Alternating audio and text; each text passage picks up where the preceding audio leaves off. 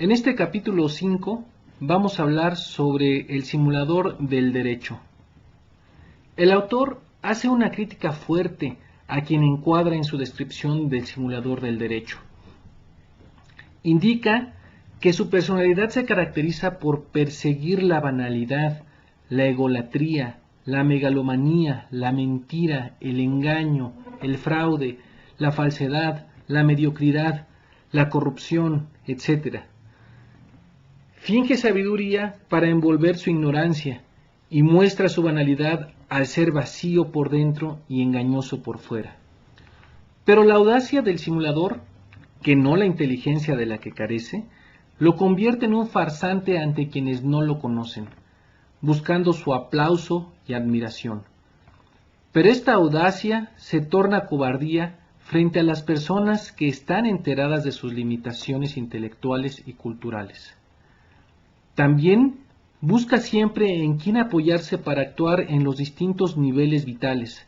Se aprovecha de sus protectores para velar por sus propios intereses. Por eso se le tilda de convenenciero.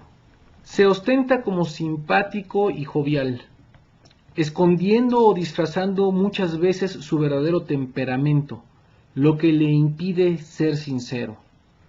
Como no tiene vocación en la cultura, se aleja por inclinación natural del estudio.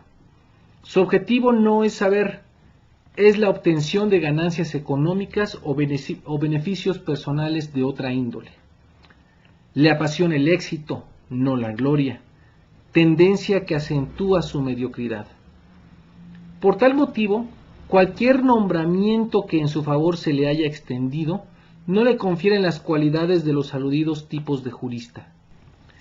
El autor también hace una precisión. El simulador es vituperable.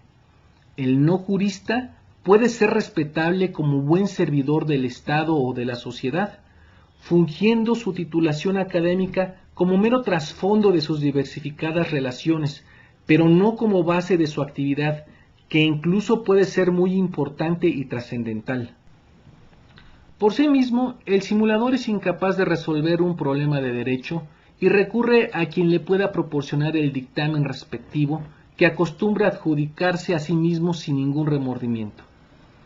Para el autor, el simulador del derecho es la negación de la jurisprudencia y no le interesa la justicia.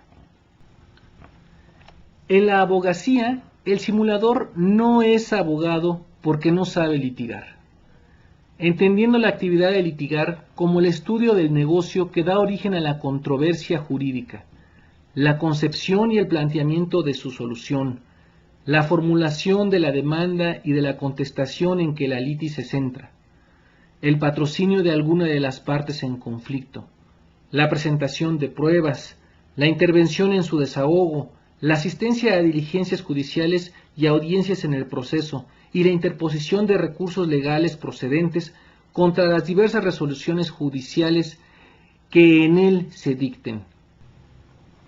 El simulador halaga a jueces, secretarios y empleados de los tribunales, los frecuenta y agasaja para captar su simpatía, los saluda con abrazos estruendosos y con risas y carcajadas, procurando inspirarles amistad. Se finge influyente en base a la amistad que dice le brindan los funcionarios judiciales. Respecto del simulador del Magister Juris, el autor enfoca su crítica en el mal profesor. Hace alusión a todo lo contrario de lo que representan las virtudes que ya hemos señalado. Respecto del simulador judicial, el autor centra su crítica en el mal funcionario judicial y sigue la misma lógica en su crítica que la del Magister Juris. Considero que estas descripciones enunciadas por el autor en este último capítulo son del todo una recapitulación a contrario sensu de las características de un jurista, maestro de derecho, abogado o juez. No estoy de acuerdo con el autor en dedicarle una crítica tan cargada de descripciones negativas a los que él no considera que cumplen con el modelo de jurista, abogado, maestro de derecho o juez.